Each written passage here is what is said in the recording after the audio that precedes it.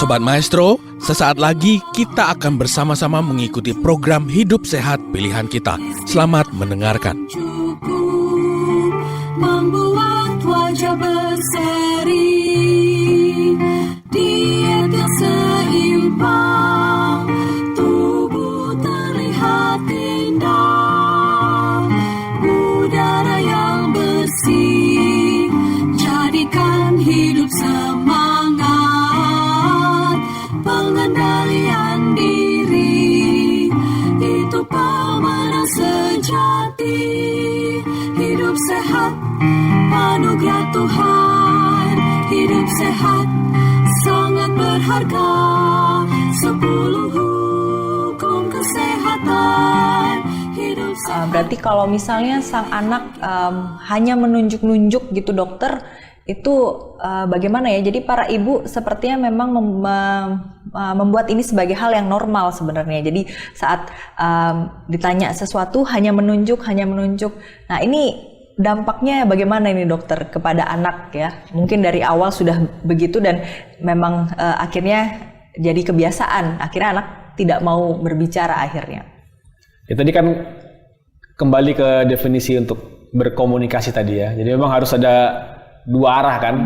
Harus ada bahasa ataupun suara yang nanti dikeluarkan, kita mengerti, lalu kita balas. Jadi memang polanya seperti itu ya, harus ada ekspresif, reseptif, diterima, dijawab seperti itu. Ya. Dan kalau memang sudah mulai ada gangguan perilaku, dia hanya menunjuk, atau bahkan yang paling sering tuh hanya belakangnya aja kan. Kan, katanya. Tuh, cing, hilang jadi proses katanya itu. Ya. Jadi memang ada lagi istilah yang lebih ribet lagi, entah semantik atau pragmatik atau frase seperti itu. Jadi bagaimana ya tadi suara tadi akan membentuk sebuah bahasa ataupun kata-kata kan. Biasanya ya tadi ku sama cing ditambahkan kucing. Nanti kalau dia hanya tunjuk-tunjuk biasanya dia gampang-gampang kan, dia hanya bilang ya itu ujung-ujungnya num, katanya num, makan. Jadi bingung dan nggak pas ya. Jadi memang harus penting sekali kita mengajari step-step yang betul pas untuk anak ini dan cocok untuk anak ini, karena kan memang stepnya juga susah, antara suara menjadi sebuah kata, kata menjadi kalimat, dan kalimat itu pun juga harus bisa dimengerti kan dengan orang lain. Itu yang namanya tadi ya komunikasi. Jadi kalau ada perilaku seperti itu ya harusnya dilarang, harusnya diubah sih oleh mungkin yang di rumah, entah orang tuanya ataupun caregiver-nya yang ngajarin. Karena nanti kalau udah masuk sekolah, saya rasa juga sudah tidak bagus lagi, kan lebih sulit lagi untuk diubah. Seperti itu. Kalau begitu dokter, bagaimana dengan kita yang mengajarkan ya, sebagai orang tua juga, apakah disarankan untuk menggunakan bahasa-bahasa bayi ini dokter? Kan biasanya suka dicadel-cadelkan atau kita mengikuti bagaimana si bayi atau balita itu berbicara. Ini sebenarnya baik nggak sih dok gitu, untuk bagaimana nanti akhirnya mereka merangkaikan kata-kata itu sendiri, atau bahkan mungkin mereka malah berpikir itu kata yang benar gitu. Bagaimana ini dok? Jadi memang ya unik ya, karena memang menarik, itu juga membuat kita jadi lebih nyaman ya dengan bayi, karena ya mungkin ada sedikit aspek lucu ataupun nyaman dok seperti ini. Ya dikembalikan lagi sih kepada orang tuanya ya. Tadi seperti saya coba ulangi tadi step-stepnya tadi. Ya kalau memang pas di umur segitu diajarin bahasanya ya silahkan saja menurut saya. Kalau tadi saya boleh kasih lagi step-stepnya. Jadi 0 sampai 3 bulan itu biasanya cuma cooing atau cuma oh seperti itu. Ya silakan aja. Pada usia 0 sampai 3 bulan ya suaranya oh aja. Pada usia 3 sampai 6 bulan mungkin seperti babbling. Ber seperti itu ya silakan si ibu ajarin aja. Sampai 6 bulan babbling. 6 sampai 9 bulan biasanya babblingnya lebih kompleks lagi, entah entah bl gitu, lebih banyak lagi dia mainkan lidahnya. Nanti usia 12 ataupun setahun sampai 2 tahun akan mulai masuk kepada kata-kata 1 sampai 10 kata-kata. Jadi kalau sudah masuk kepada kata-kata ya jangan lagi kita ajarin yang sudah lewat kan. Jangan lagi kita ajarin ataupun babbling seperti itu, yaitu udah lewat. Nanti di usia 2 tahun lebih naik lagi 50 kata, dan itu betul-betul harus dicatat sama orang tuanya. Kalau memang dia sangat concern ya. Dan harus pas, ini mama, ini papa, ini kucing. Jangan lagi diajarin yang kata-kata yang udah lewat. Jadi ntar memang sangat jarang juga sih mengalami namanya kemunduran bahasa. Memang tuh juga jarang terjadi sih, kecuali memang ada sakit yang sangat berat.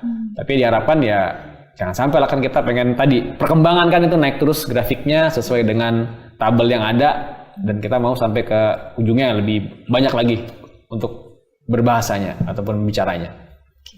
Baik, terima kasih banyak dokter. Terkait dengan gangguan-gangguan dari si speech delay ini ya dokter, apakah termasuk kepada speech delay ini dokter? Yang tadi saya sudah sebutkan, misalnya anak itu cadel, tidak bisa berbicara atau menggunakan huruf R, atau gagap, bahkan gagap ini apakah termasuk ke dalam gangguan-gangguan dari keterlambatan bicara itu sendiri dokter? Jadi memang untuk cadel memang ada istilah khusus, biasanya dysarthria, dan itu memang juga termasuk dalam bagian dari mungkin gangguan bicara ya, bukan keterlambatan. Dan itu sangat bisa juga untuk kita terapi dan kita latih. Dan juga gagap atau stuttering itu biasanya karena memang secara fungsi daripada saraf, otot maupun ya oral daripada si anak masih belum sempurna.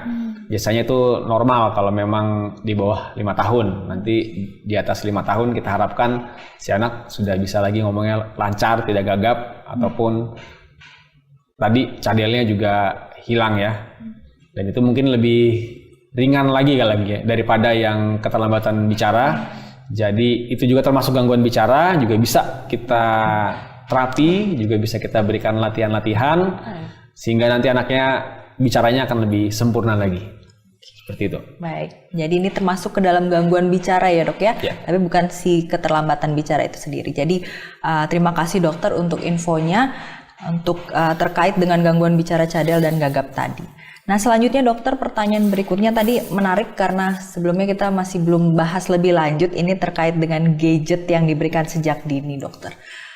Kalau dipikir-pikir saat ini kan sedang masa transisi pandemi kepada endemi, sehingga memang agak sulit mungkin ya untuk menstimulasi anak untuk berbicara dengan sesamanya seperti itu ya. Mungkin orang tua mengajarkan untuk janganlah pergi keluar terlebih dahulu, dan yang satu-satunya yang bisa diberikan memang hanya gadget itu sendiri. Sobat Maestro, Anda baru saja mendengarkan program Hidup Sehat Pilihan Kita.